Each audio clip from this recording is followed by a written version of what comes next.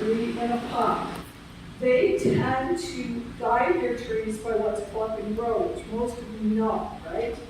You just clip a branch, and where the last leaf bulb goes, that's the way it's going to go. You clip it again, and it goes back in.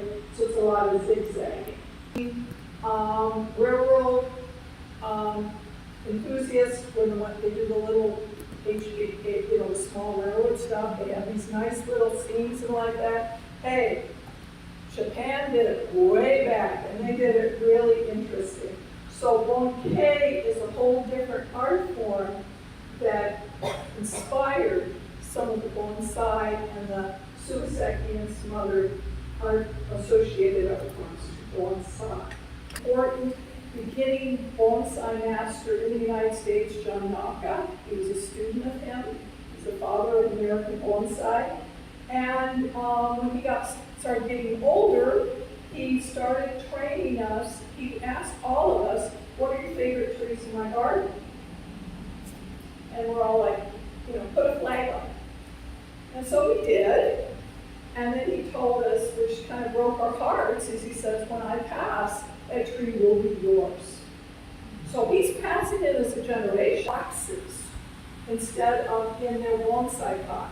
If you think of the life of a bonsai when it gets to be mature, think of it as 10 steps. The first 7 or 8, it's in 3 bonsai pots.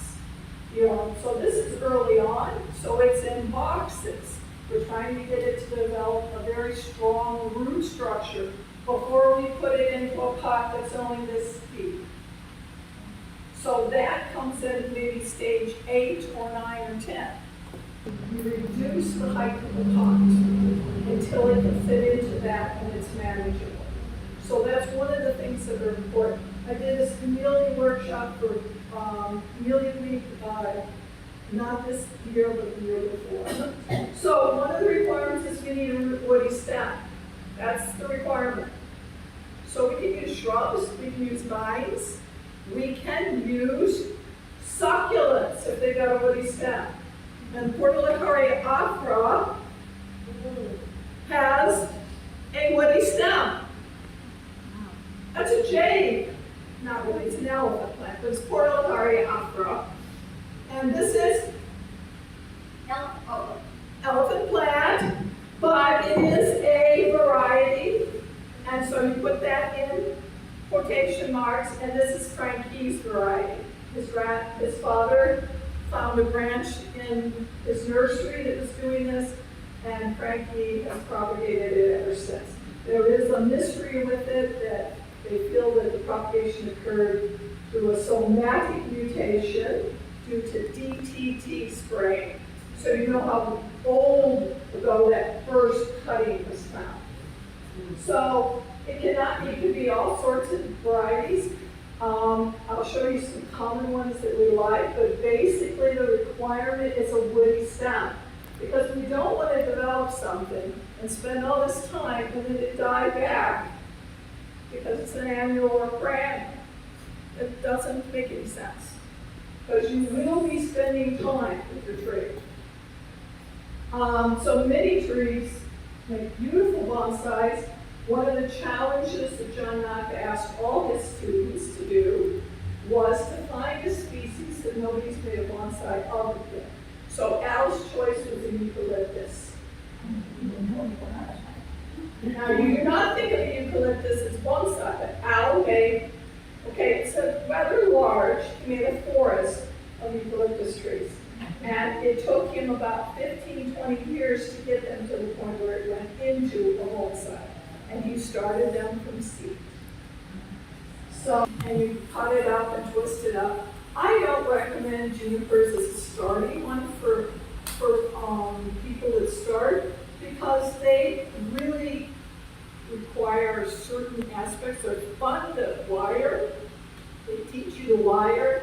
But if you don't prune them properly, you can kill them because the living part of a bonsai juniper is the very tip. A lot of people want to just kind of clip it all the tips off, and then that reduces the vigor of the tree. And if you're trying to manipulate, you don't want to reduce the vigor by any stretch. your imagination. This is a little maple. Well, we have tried maple type plants that we can use, not Japanese maples. If you live up in the San Francisco area or further up, Japanese maples, no problem. We have a little more trouble with Japanese maple. This is a Suzuki azalea, which is a specific kind of azalea. They don't look like this when you get them, but they grow very slowly.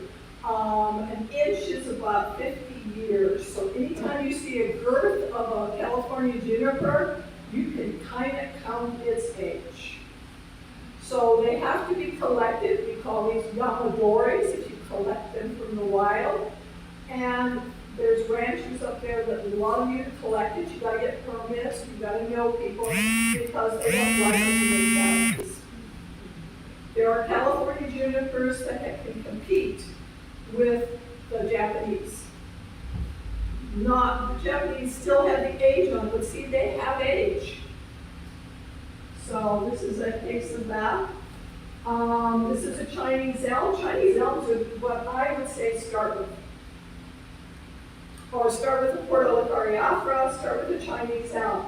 Chinese elms are so forgiving. You can actually, whoops, I butchered all your branches and I cut way too much off, and the elm will go, okay, I'll just make all new ones for you. Chinese elms are wonderful. You can get cuttings from them. The way they are, you can find them in a store. They're usually propagated from root cuttings. About 98% of the Chinese elms that you find in a store are a root cutting. So if you're potting your Chinese elm and you cut the base off, which we do, we cut a lot of the bottom to keep it going smaller and smaller and smaller, you just pot that, and all of a sudden you've got all these Chinese elms. So I would suggest if you wanted to try to start with a port or Chinese elm. Trident maple, they're fun too. You know, we can do that. You know, that you're trying to make a tree look like something that's huge. So it's an optical illusion. If we have a small little tree with huge leaves, our optical illusion is pretty screwed up. So we want small leaves. We want taper. We want at the base to start like this and go up like a taper. It can go up like this. It can go up and go up this, but we're tapering the way. So the largest diameter is at the base, and I'll talk about the base in a minute. That is the most important characteristic you first look at, is the base of a bonsai. Ramification, this is the twigging aspect. This is when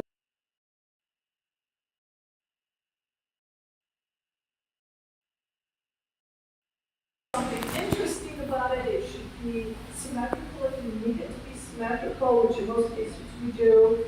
You want to see some big roots coming out, but I trust you when they go down into the ground, they're no longer big. We no longer keep big roots under the soil level. It's all fine, like the twiggings in the branch, twiggings in the roots. So this is a nabari. This is a nabari, you know, pomegranate. Pomegranates are excellent for having this hollowed out nabari. They're really gorgeous. You can deal with a lot of flaws up above if you've got something spectacular below. Okay, Japanese tradition. So there's their trees. The Kofuten is one of the, it's a show with its jury, and it's spectacular. It's some of the best trees in the entire world. Look at their pine. But this is a generational pine. Remember, they've worked on this for years and years and years and years. Okay? Here's their juniper. Okay? We have heart. There's been a couple of people that have been able to compete. There were not Japanese in this show, but in most cases it's very hard to compete because we just don't have this generational aspect. So how do we do this? First and foremost, patience. It's not going to happen overnight. And don't buy a bonsai from a big box store. I guarantee it will die. 98% of them will die. Most of the time they glue the gravel on the top, and so that's a killer right off the bat. Junipers can survive dead, or going to be dead, for about 6 months. So you bought this beautiful juniper, you take it home, and it dies. Oh, you killed that bonsai. No, it was dead when you bought it. It was just going down. You know, they have to be outside. The only bonsai, there's only 2 varieties that can go, and Portocari can be kept inside. They would prefer to be outside, and some of the ficus varieties can live inside, but they would prefer to be outside. Even if you're only this tall, you're outside. When we bring them into shows for 2 or 3 days, we give them a vacation afterwards. We baby them. They are not happy. So that's the biggest way to kill them too. Oh, so we're going to go. Study. You should know your species. So a lot of us go on blogs, go on YouTube, but the best thing is to go to a club. There's tons of clubs in Orange County. All you need to do is look at bonsai clubs in Orange County, and they'll be all over the place. Horticultural, you need to know how to trim your branches, how to wire, you know, so that you don't do it, how to carve. So, you know, we said we wanted to look dead. We don't want to look freshly dead. We don't want to you know? I'm going to skip soil for a second, and then you should have a vision. A lot of people actually draw out what they think they want their tree to go, and they work like a blueprint for the tree. And you have to have passion, because these are kids. This time of the year, we are watering twice a day. Winter is about every 3 days, but now it's twice a day. When we have a grandkid up in Portland, Oregon, during the summertime for Grandma and Grandpa summer camp, we go individually, because somebody has to stay back and water the trees. Watering systems are no guarantee. Squirrels love to take that stuff out. And all of a sudden you got a dead tree. Okay, pot is really unique, and the soil is really unique. So I'm going to show you what a pot is. This is a pot I wouldn't normally use because it has a lip. See that lip? It's called a purse pot. It's hard to get a pot plant out of this. But notice they have a big hole. This is actually a small hole. But I'm going to pass this around. Feel how dense the clay is.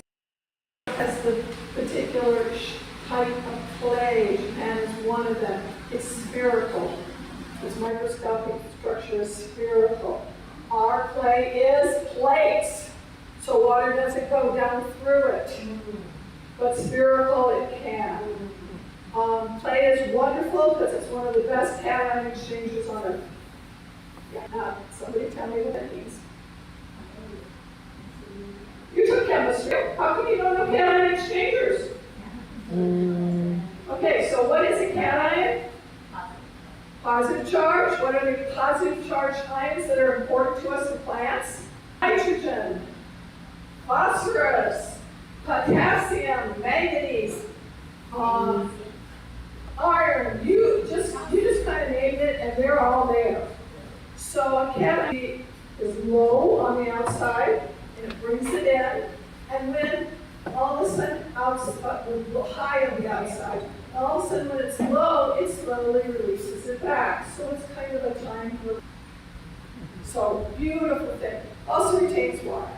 So I'm going to pass this around, and lava rock. How many of you use lava rock? Yeah, lava rock. Lava rock is excellent at maintaining the micro spaces that you need for the roots to grow. Because roots need oxygen, so they need micro spaces. And pumice. How many use pumice? How many wash their pumice? Absolute requirement. Wash your pumice. Why? because there's all these fine particles in it, and it will, if when you put it in, it will take at the bottom of your pot. So I have some cheap plastic colanders. I put them under my benches. I have my pumice in it. So when my trees get watered, the pumice gets watered. Or if you need it fast, you can just water it and you just take some pumice one of these days, put it in a colander and see how much white water you get out. Oh, sure. And there's the pot. Thank you.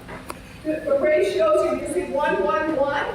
Yes. Can I ask a ridiculous question? What is the difference between the lava rock and the pumice besides the coarseness? The pumice will break down. Its water absorption is higher than the lava rock. The lava rock is very hard to break down, so it's really good at maintaining that slope.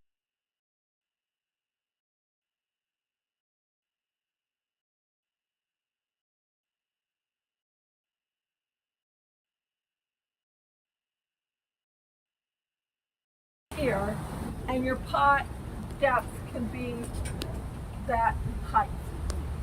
So since it has a very long Mabari base, we can have a deeper pot.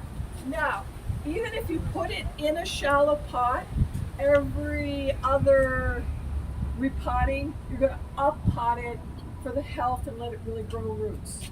Once you put it in a pot that is, you're considering